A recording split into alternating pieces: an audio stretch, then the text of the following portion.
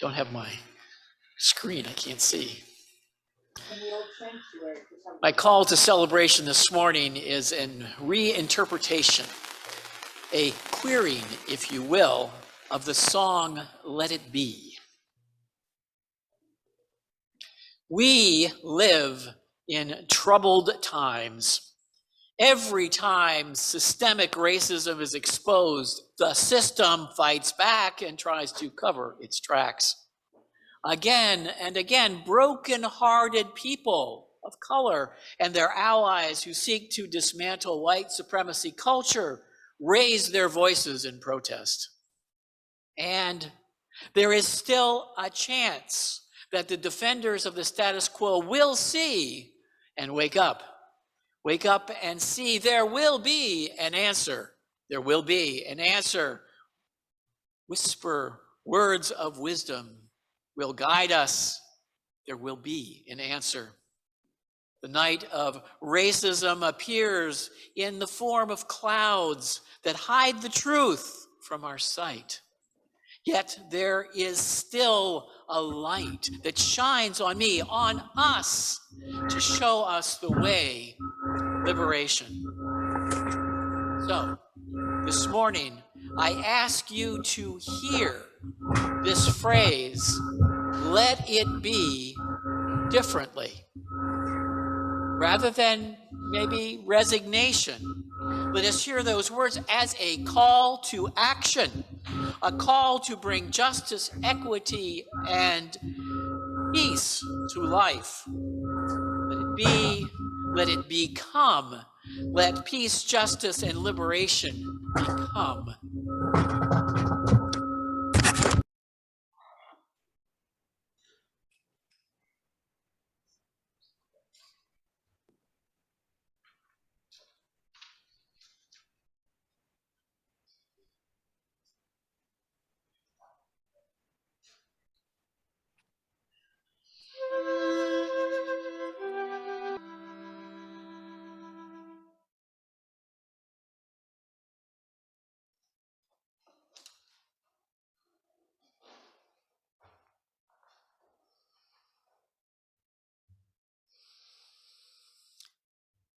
And let us do our unison chalice lighting.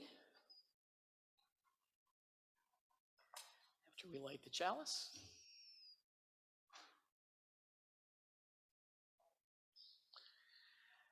Welcoming all free seekers of truth and meaning, we gather to excite the human spirit, to inspire its growth and development, to respond morally and ethically to a troubled world, and to sustain a vital and nurturing religious community.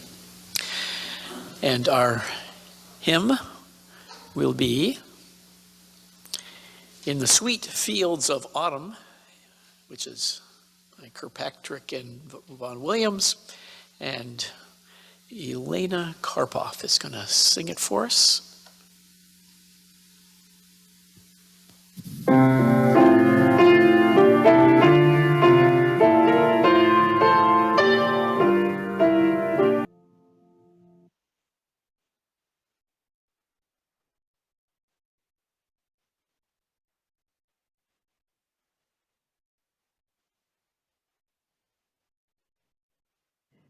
Would you mind giving us a little flavor of the book by reading from it? I get to read it? You do? Would you like him to read it? Y'all want to hear it? Yeah. All right. I'm going to stand up for That's this. great. This is the undefeated. Oh, we have it up here. Yes. Hello out there. Glad you all could join us. If you have the book, you can follow along in your text, or you can see it on the screen. This is for the unforgettable, the swift and sweet ones who hurdled history and opened a world of possible. The ones who survived America by any means necessary, and the ones who didn't.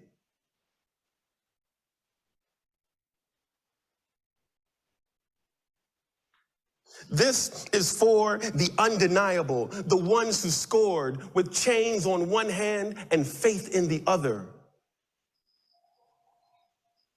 This is for the unflappable, the sophisticated ones who box adversity and tackle vision,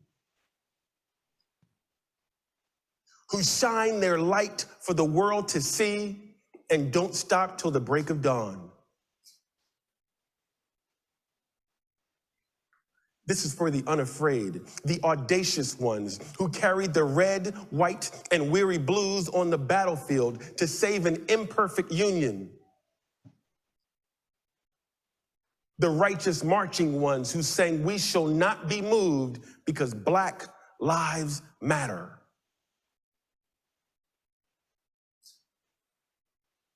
This is for the unspeakable.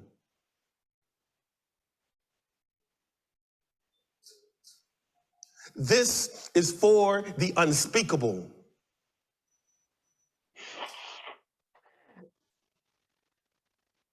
This is for the unspeakable.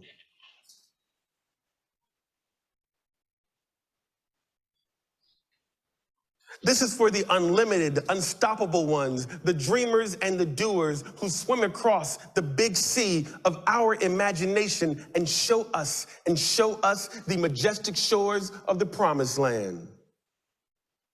The Wilma Rudolphs, the Muhammad Alis, the Althea Gibsons, the Jesse Owenses, the Jordans and the LeBrons, the Serenas and the Cheryls, the Reese Whitleys and the undiscovered. This is for the unbelievable, the we real cool ones. This is for the unbending, the black as the night is beautiful ones. This is for the underdogs and the uncertain, the unspoken but no longer untitled. This is for the undefeated. This is for the undefeated. This is for you and you and you, Jamie, and you, Imogen.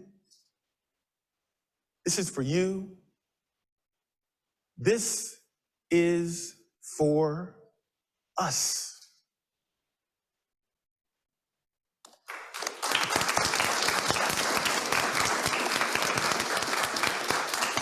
Wow.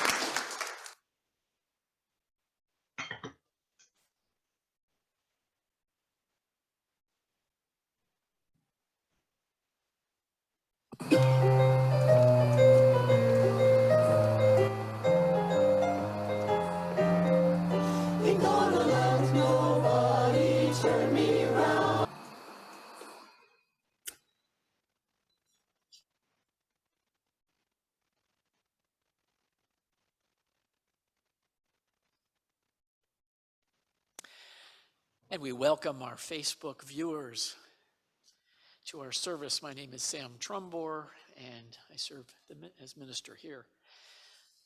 And I have some readings for you this morning. The first comes from an article that was published on Friday, I think, in the Times-Union, reported by Rachel Silberstein on critical race theory in New York State. Across the nation, the talking points are similar. At a recent local school board meeting, a parent compared the allegedly oppressive public school climate to Mao's China. In the neighboring district, a mom claimed it was like North Korea. "I will fight until my dying breath for the freedoms of my children," she said. The culture wars around masks, vaccine mandates, and now critical race theory continue to dominate public comment periods at school board meetings in the capital region and beyond.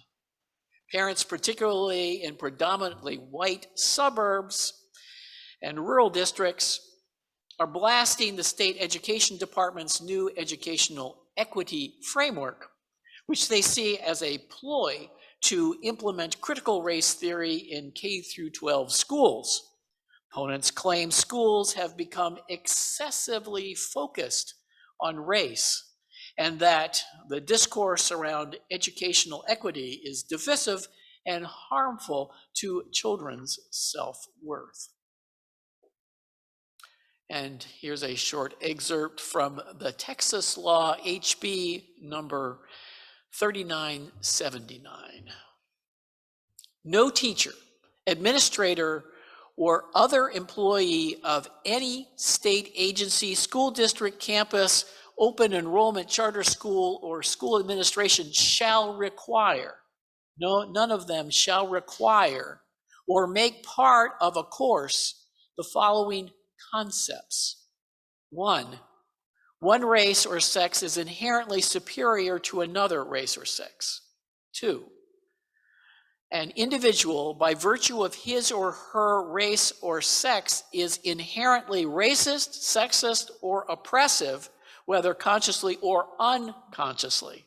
Three, an individual should be discriminated against. This is not, again, an individual should be discriminated against or receive adverse treatment solely on or partly because of his or her race or sex. Members of one race or sex cannot and should not attempt to treat others without respect to race or sex. An individual's moral character is necessarily determined by his or her race or sex. An individual, by virtue of his or her race or sex, bears responsibility for actions committed in the past by other members of the same race or sex. Any individual should feel discomfort, guilt, anguish, or any other form of psychological distress on account of his or her race or sex. And finally, meritocracy or traits such as a hard work ethic are racist or sexist, or were created by members of a particular race to oppress members of another race. So end the readings.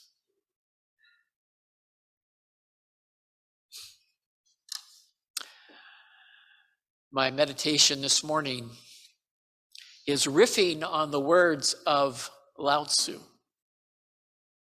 And let us turn inward to receive these words. If there is to be peace in the world, there must be peace in the nations. If there is to be peace in the nations, there must be peace between the religions. If there is to be peace between the religions, there must be peace between cultures. If there is to be peace between cultures, there must be peace between the races. If there is to be peace between the races, there must be peace in the cities and rural areas.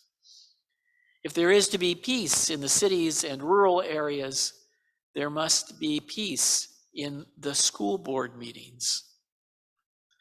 If there is to be peace in the school board meetings, there must be peace between neighbors. If there is to be peace between neighbors, there must be peace in the home.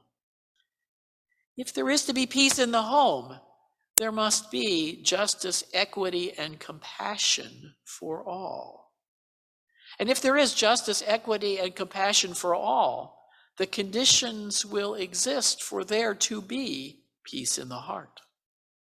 Until then, let us work for peace in the home, between neighbors, in school board meetings, in cities and rural areas, between races and cultures and religions, and in the nations, through advocating for justice, equity, and compassion in human relations, so we may have both peace in the world and peace in our hearts. Let us take these words and our own thoughts, reflections, and prayers into a time of silence.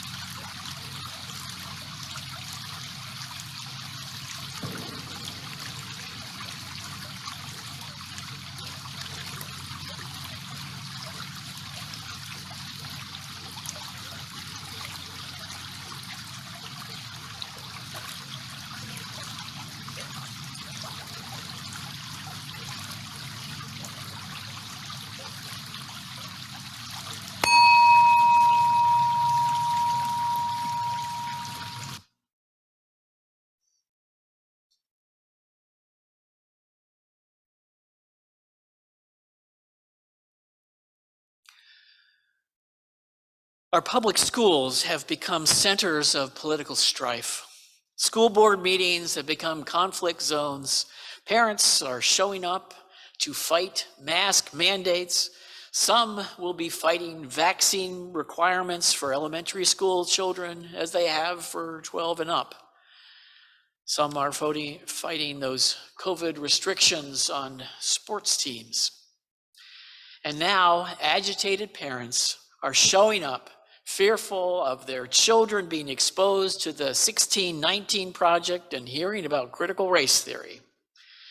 They've been whipped up into a frenzy, fearing their children are being indoctrinated with a racial ideology they don't believe or accept. Our former president put it in this inflammatory language. Critical race theory, the 1619 Project, and the crusade against American history is toxic propaganda and ideological poison that, if not removed, will dissolve the civic bonds that tie us together and destroy our country. I've been curious about what those concerns might be. I've read opponents fear that CRT admonishes all white people for being oppressors while classifying all Black people as hopelessly oppressed victims. Just isn't true. CRT does not attribute racism to white people as individuals or even to entire groups of people. Scholars and activists who discuss CRT are not arguing that white people living now are to blame for what people did in the past. They are saying that white people living now have a moral responsibility to do something about how racism still impacts our lives today. The concern I'm interested in today is the fear of the effect of learning about the history of racism in this nation, as it is taught by the 1619 Project, could cause harm to white children. After all, they didn't cause that harm. Ancestors in the distant past did. I suspect the concern they are feeling is their children may feel what the Texas law wants to prevent: feelings of discomfort, guilt, anguish, or any other form of psychological distress on account of his or her race or sex. If they don't want that kind of feeling about our American history, then I suspect they are already fighting off those feelings in themselves or resisting having them in the first place. They don't want their children perhaps questioning the white supremacy they learn at home that history may undermine as morally bankrupt. Editing and sanitizing history is a requirement of looking backward and seeing better days. The touchstones of conservatism is thinking the past was better than the present that is suffering from moral decline and corruption. Yet, through the perception of African Americans that glorious history was first a land of chattel slavery, then terrorism of Jim Crow. People of African descent in this nation can only look back a little over 50 years for an end to that reign of terror, and that reign of terror isn't completely over either, as Breonna Taylor, George Floyd, and Ahmaud Arbery's deaths attest. The authentic engagement with our history will undermine the foundation of that conservative view. White supremacy was the cornerstone of the South's leaving the Union of the States. The Texas law, interestingly, rejects that cornerstone in the words, "No one shall require or make part of a course one race or sex is inherently superior to another race or sex. I'm glad that they've learned that lesson. And I hope it's featured prominently in however they teach their history. I sense the Texas law, and in that Texas law and the parents' fury at school boards, an approach to history that is dualistic. Either we're the good guys and have a glorious history, or some false, corrupted version is being tossed to make white people feel bad about themselves. We need our founding fathers and mothers to be great heroes our children can look up to. And I appreciate the problem of being aware of children's developmental stages.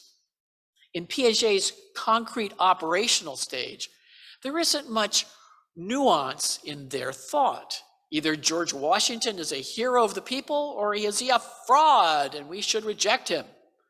Build a monument to him, or if he proved mean, tear it down.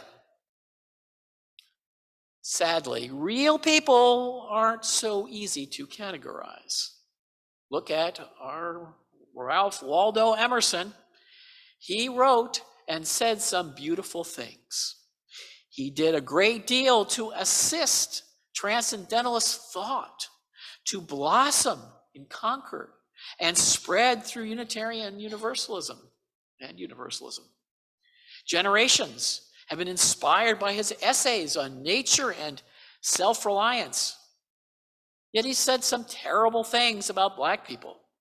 He held sexist views, just like many of his contemporaries. He wasn't a saint or a sinner, just a man of his times who didn't rise above them. So many New England Unitarian and Universalist ministers were either supportive of slavery or looked the other way. Most felt the protection of the institution of slavery was a necessary evil written into the Constitution to bind the Union of States together in one cohesive whole and preserve it. I'm afraid almost all of our heroes have clay feet. As I've worked to dismantle white supremacy in myself and in our congregation, and now being on the UUA board, in our association of congregations, sometimes it is more than a little discouraging to encounter those clay feet. There is a childlike quality in me, and maybe in some of you too, that wants purity in our heroes. I want to be able to idolize them. I don't want to know they cheated on their wives and had illegitimate children. I don't want to know they betrayed their values in the pursuit of money. I don't want to know they betrayed a trust and told lies. I especially don't want to know that they were racist, sexist, or ableist. So for this sermon today, I went searching for some admirable folks in our history that you may not have heard about. Let me say immediately that the ones that I found, I'm sure, have some faults. But I will say that they were admirable, inspirational 19th century Unitarian ministers. I dare say that they are and would be inspirational models for ministers leading good and honorable lives. The two I want to mention today are Samuel Joseph May and James Freeman Clark. And I'd like to do biographies for both of them for you in the future, but I just don't have time to give them their due this morning. What I would like to offer you, though, is a chance to look through their eyes at the antebellum period they both lived through in their young and middle-aged years.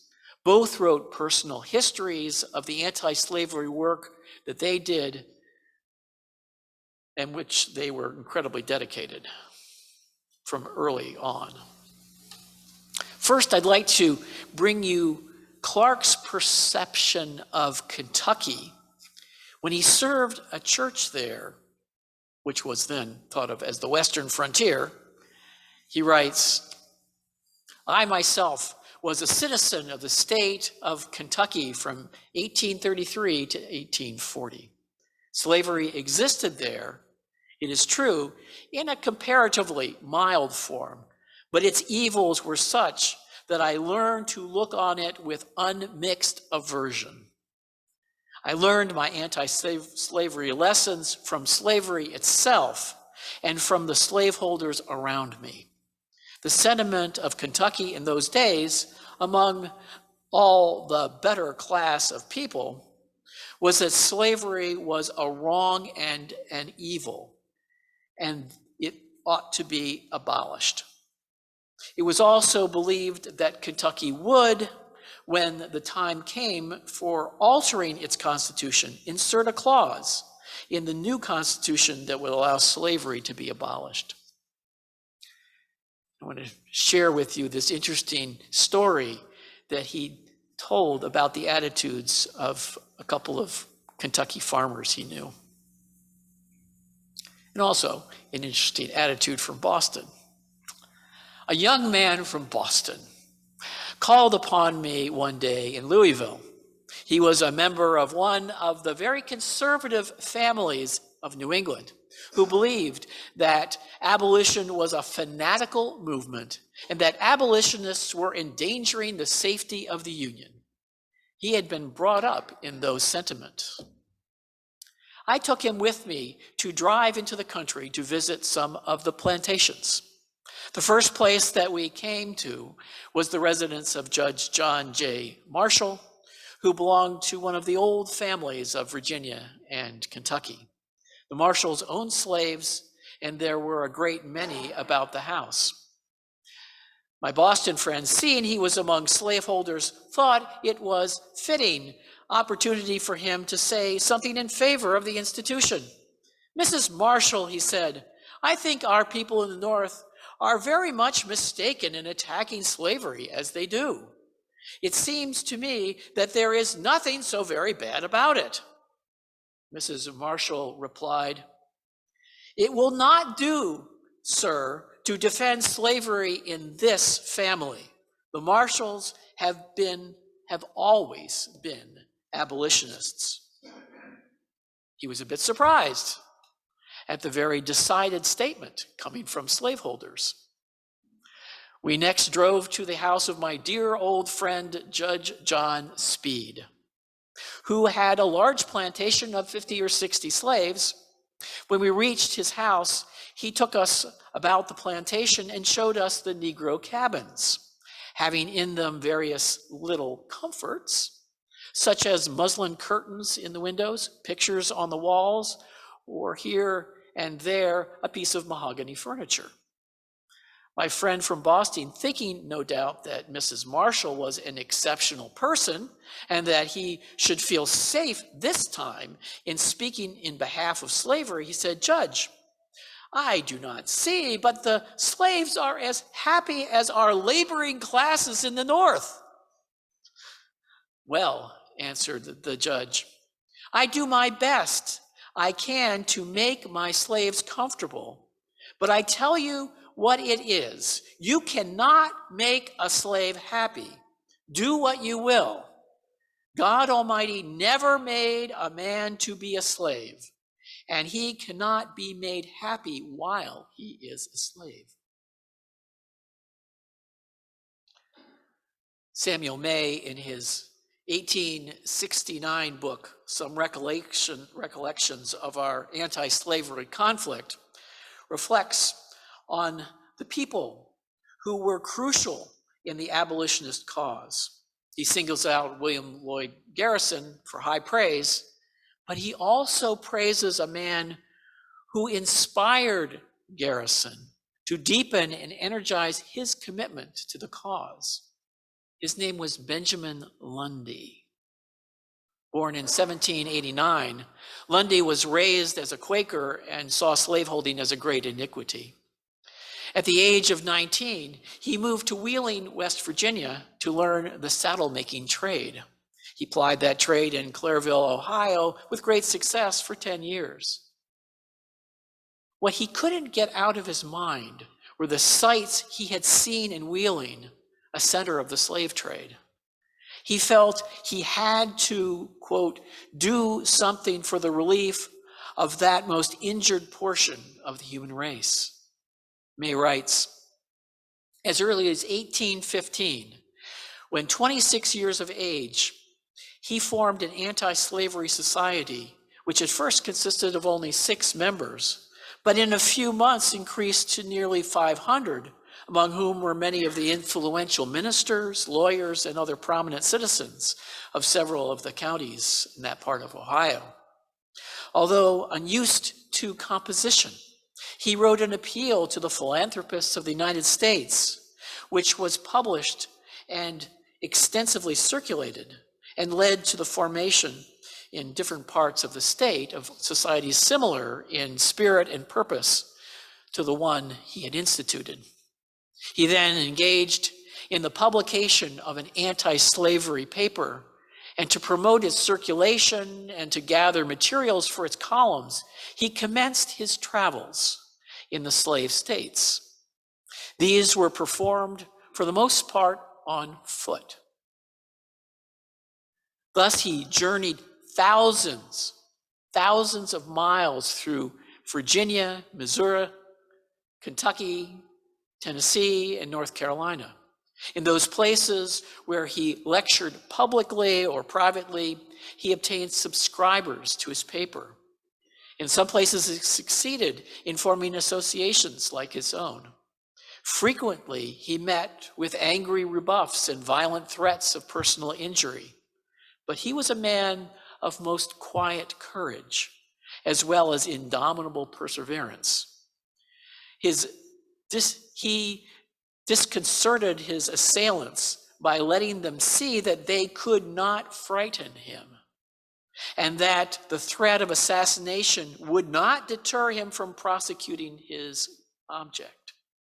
Several slaveholders were so much affected by his exposition of their inequity that they manumitted their bondmen on condition that he would take them to a place where they could be free. He was frequently threatened, repeatedly assaulted, and once brutally beaten. But he could not be deterred from prosecuting the work to which he was called. He was a rare specimen of a perfect fidelity to duty, a conscientious, meek, but fearless, determined man, a moral hero. I bring you these stories because for all the cruelty, betrayal, ignominy, and horror that fill our history books, there are also inspirational human beings doing truly heroic work. And let us also be realistic about the limitations to our humanity. We will never be perfect. Let us celebrate the heroic spirit wherever we find it.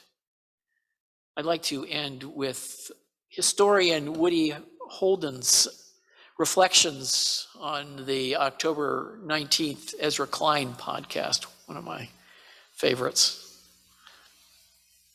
We've got to let go of the heroes and replace them with heroics.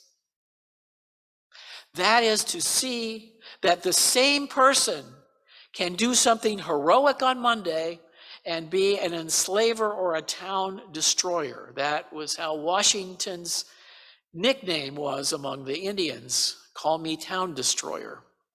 It's the same guy that we admire for leading his army across the Delaware on Christmas night, 1776. And is that so hard? Does anybody have any perfect friends? Most of us are some of this and some of that. And I think we are more likely to unify around the Founding Fathers if we admit their feet of clay as well as their virtuous aspects. And I think one way to do that is to focus on people's heroics rather than insisting on heroes. And I'll end there.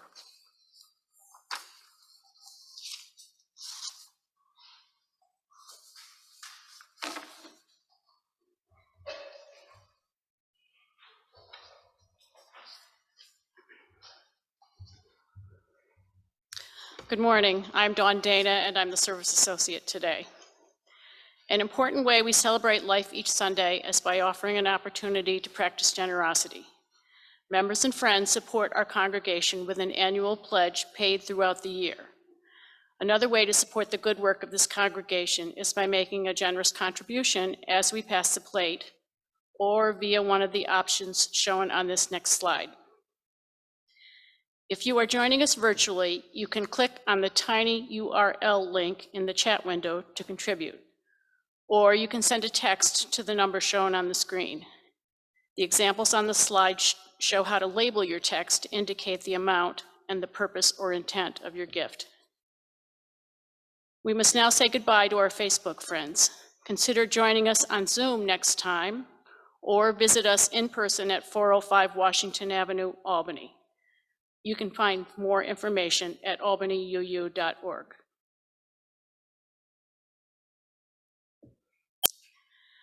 Our offertory music is It Ain't Necessarily So by George Gershwin. It will be performed by Ann Brandon.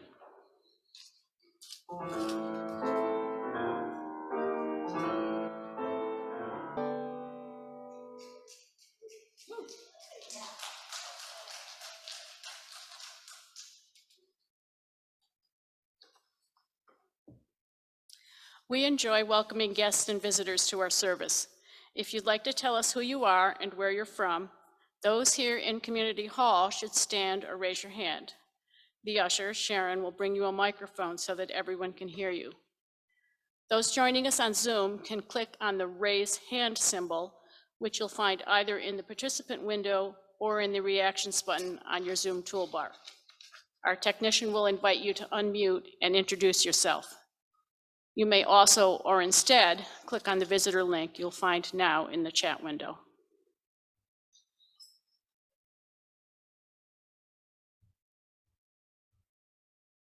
No one here in the sanctuary?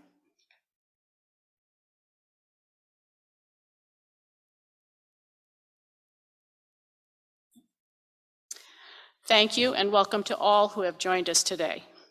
If you'd like to learn more about our congregation or Unitarian Universalism, you can stop by the table in the lobby and speak with our friendly welcome table host. Or if you're joining us on Zoom today, you can find in the participant window someone with welcome before their name. You can reach out to that person privately in the chat window now or after the service. We welcome the chance to greet each other.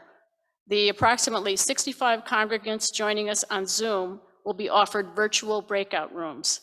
You can say hello and share your name. This will last about 2 minutes, and then we'll all come back together. If you are here in the sanctuary, please greet others at a safe distance. This is the time set aside in our service for sharing significant personal milestones in our lives. There are several ways to share a joy or sorrow. For those on Zoom, the first option is to type your joy or sorrow in the chat window. Please put the words "read aloud" at the beginning of your message if you would like us to do that. You may also consider connecting privately in the chat with a pastoral care associate. I'm Sandy Stone and am on duty today on Zoom, and Randy Rosette is on duty for pastoral care and community hall. A second option is to click the raise hand symbol found either in the participant window or under the reactions button. Our technician will invite you to unmute yourself and speak your joy or sorrow. If you are in Community Hall, we invite you to come forward to share your joy or sorrow when our technician directs you to do so. A third option is to submit a joy or sorrow using our website by noon on Friday prior to the service. We'll begin by reading those that were submitted this past week. That will be followed by the spoken joys and sorrows on Zoom, then the chat entries that are to be read aloud, and finishing with any joys and sorrows to be shared from Community Hall.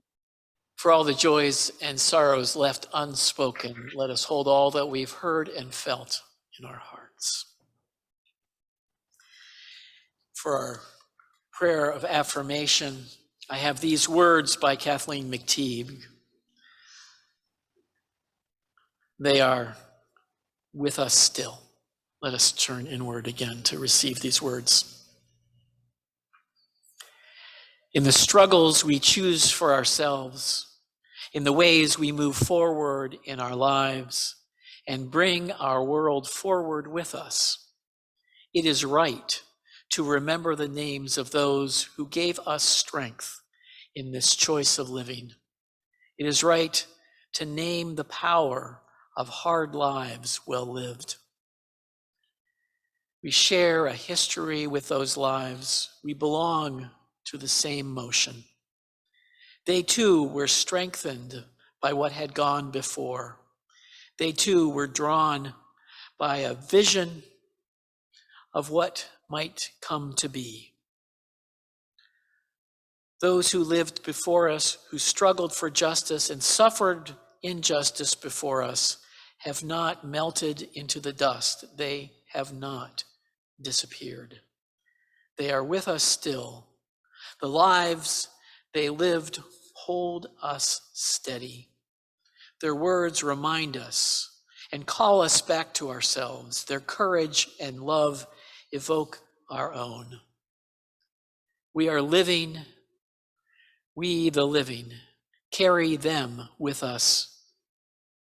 We are their voices, their hands, and their hearts. We take them with us, and with them choose the deeper path of living. So be it, and blessed be. Let us sing our final hymn, which is There's a River Flowing in My Soul. Randy's going to sing it for us live. Live. We got live music, a live song, and you can sing at home, and you'll see the words on the screen.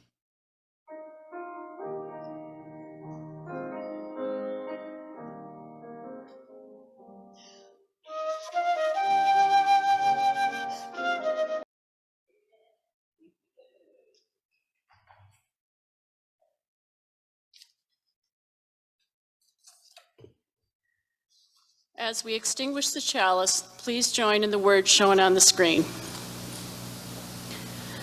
We extinguish this flame, but not the light of truth, the warmth of community, or the fire of commitment.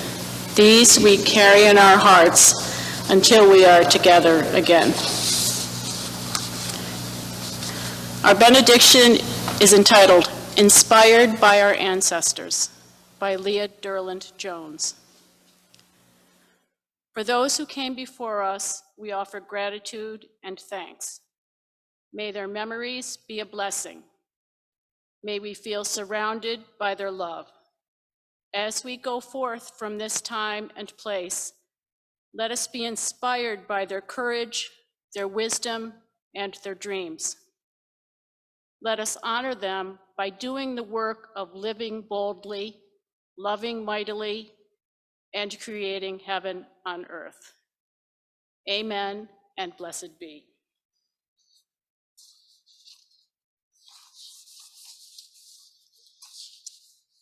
Our thanks today go to our musicians, Ann Brandon, the Albany UU Virtual Choir, Chris Bystroff, Randy Rosette, and Elena Karpoff. Our ushers, Sharon Babila, Annika Pfluger, Chuck Manning, and Don Odell. Our pastoral care associates, Sandy Stone and Randy Rosette. Service associate, myself, Dawn Dana, standing in for Eric Von Hausen.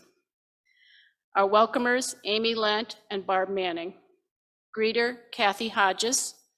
Office support from Tammy Hathaway and Patience Pichette, and technical support from Chris Jensen and Dick Dana. The flowers today were given by Peter and Debbie Brown in memory of her mother, Gertrude B. Bailey.